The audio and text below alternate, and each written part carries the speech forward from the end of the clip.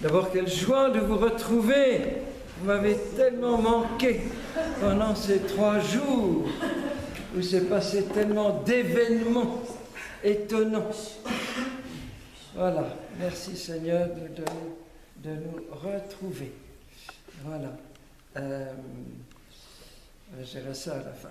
Alors nous avons la joie de fêter un des plus rayonnants saints de toute l'histoire de l'Église, aussi bien pour l'Orient que l'Occident, Saint Ignace, évêque d'Antioche, une des plus belles figures de martyrs. Donc nous sommes au 1er siècle, donc tout près de Jésus.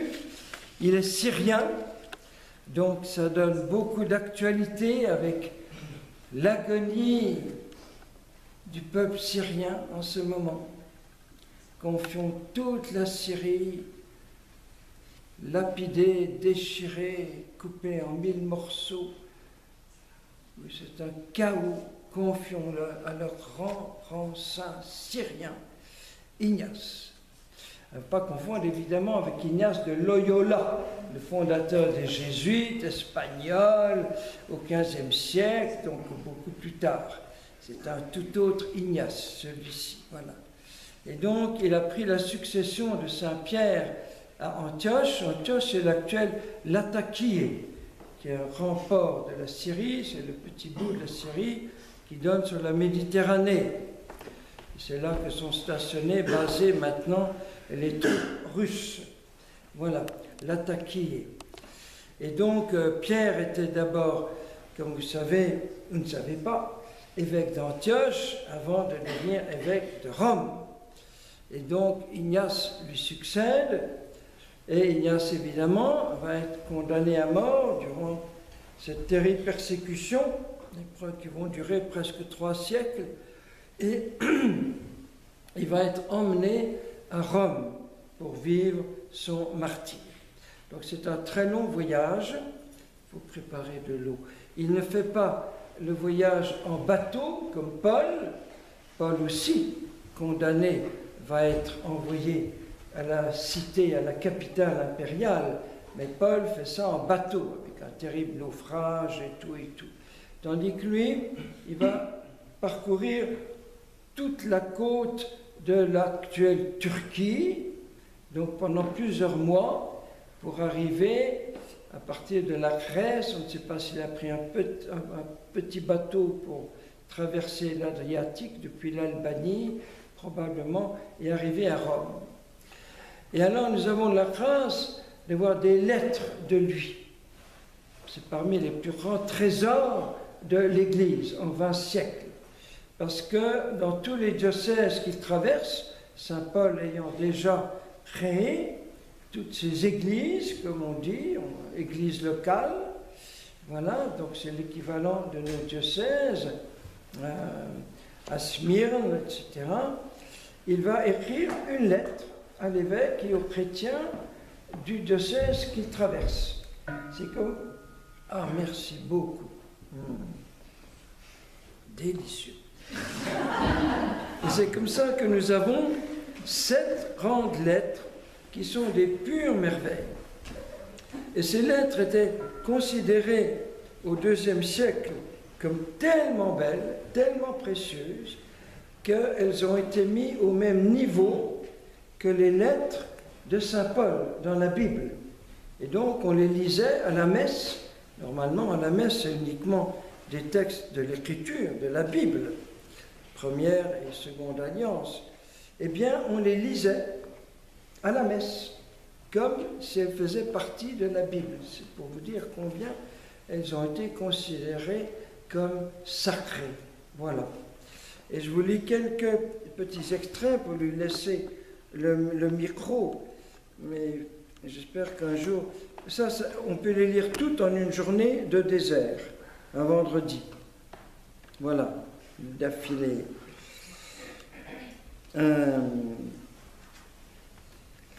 N'ayez qu'une seule prière, une seule supplication, un seul esprit, une seule espérance dans la charité, dans la joie irréprochable. Ça, c'est Jésus. Jésus, à qui on ne préfère rien. Tous, accourez pour vous réunir, comme autour d'un seul autel, en l'unique Jésus qui est sorti du Père un et qui était en lui l'unique. Voilà, le Verbe sorti du silence. Il faut beaucoup parler du silence. C'est dans sa lettre comment est-ce qu'on prononce, Magnésien. Sa lettre aux Tralliens. Voilà, 50 km d'Éphèse. Il va avoir une très belle lettre aux Éphésiens, justement. Voilà. Je désire souffrir, mais je ne sais pas si j'en suis digne. J'ai besoin de la douceur qui détruit le prince de ce monde. C'est extraordinaire. La douceur est plus forte que Satan. Voilà. Soyez donc sourds quand on vous parle d'autre chose que de Jésus, de la race de David, fils de Marie, qui est vraiment né, qui a mangé, qui a bu, qui a été vraiment persécuté, qui a été vraiment crucifié, qui est vraiment ressuscité d'entre les morts. C'est son Père qui l'a ressuscité, etc. C'est pour ça que la première lecture a été choisie, justement, comme notre cité est dans les cieux. C'est magnifique pour les premiers verbes de résurrection. C'est à ce titre que nous attendons comme sauveur le Seigneur Jésus, qui va transformer nos pauvres corps à l'image de son corps glorieux. Voilà. Et donc on a choisi parce que Ignace justement reprend. Alors la plus connue de ces lettres, celle qui est citée dans ce qu'on appelle le bréviaire, la prière de chaque jour des baptisés, spécialement des prêtres, c'est la lettre aux chrétiens de Rome. Alors c'est la seule lettre qu'il écrit avant d'arriver. Parce que des messagers lui ont dit, tu sais, à Rome, les chrétiens qui sont déjà là-bas, ils font tout auprès de l'empereur pour empêcher que tu sois tué. Ils font des grandes démarches auprès d'amis à la cour de l'empereur pour que tu sois gracié, que tu sois, comment est-ce qu'on dit, libéré. Voilà. Alors lui est très très triste et il leur écrit, entre autres, on ne peut pas tout lire. C'est maintenant que je commence à être un disciple, que rien ne m'empêche de trouver le Christ.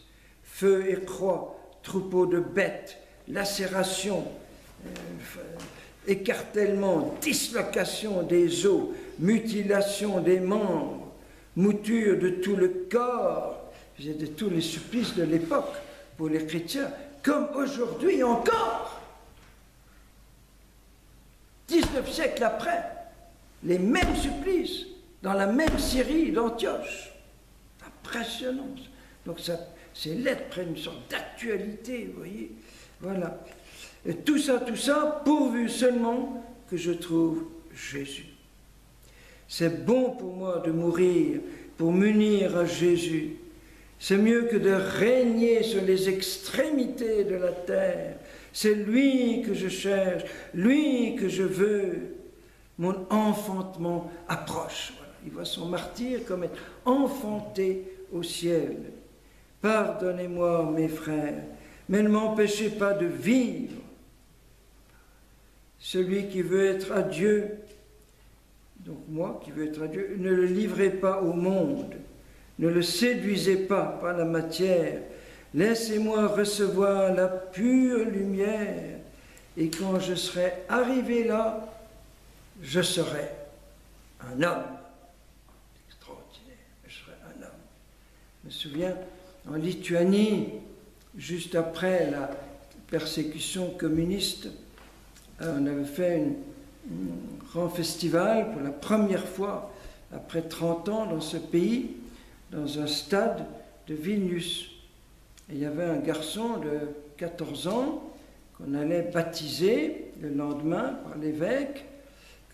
Comme ses parents étaient communistes dans le gouvernement, il ne pouvait pas être baptisé plus tôt. Et alors, un journal l'interview en lui disant qu'est-ce que le baptême va changer dans ta vie? Pourquoi tu veux être baptisé? Et il a répondu ce mot magnifique: quand je serai baptisé, je serai vraiment un homme. C'est magnifique. Et sans savoir, Ignace l'avait déjà dit d'avance. Permettez-moi d'imiter la passion de mon Dieu. C'est lui qui m'étreint, etc. Et alors il parle de l'Eucharistie, c'est le pain de Dieu que je veux, qui est la chair de Jésus. Et pour boire, je veux son sang qui est l'amour incorruptible. C'est des lettres extraordinaires, ça brûle le papier. Je ne comprends pas comment ce petit livre n'est pas en feu avec des paroles pareilles. C'est une espèce de miracle que le papier ne brûle pas. Et j'ai eu la grâce de lire ces lettres à Smyrne, là même où il a écrit plusieurs de ces lettres. Donc j'étais dans son pays. Encore 2 ou 3 citations. Ayez soin de ne participer qu'à une seule Eucharistie, car il n'y a qu'une seule chair de Jésus, un seul calice, un seul autel, un seul évêque. Mes frères, je déborde d'amour pour vous, et c'est dans la joie la plus grande que je cherche à affermir votre foi. Me réfugiant dans l'Évangile, je me réfugie dans la chair de Jésus. On compare l'Évangile au corps, à la chair même de Jésus. Voilà, on pourrait multiplier les citations, mais c'est magnifique. Voilà. Et quand nous serons à Rome, par la grâce de Dieu, nous irons dans ce Colisée qu'on voit encore où tant de milliers de chrétiens ont été livrés aux bêtes. Ça va être son Ignace. Simplement dire que nous entrons dans une double fête ce soir. D'abord, le 3e dimanche d'octobre, depuis 50 ans, est un dimanche consacré à l'évangélisation. Ça s'appelle le dimanche des missions. Et les papes successifs font une lettre spéciale chaque année pour le 3e dimanche d'octobre sur la mission. On en lira quelques extraits lundi ou mardi. Voilà. C'est pour ça qu'on peut toujours prendre, non pas les oraisons du dimanche normal, mais celles spécialement pour l'évangélisation. Et puis cette année, il y a un autre événement, donc c'est qui peut me dire, la canonisation. Voilà. Zélie et Louis, les parents de qui? Thérèse, voilà.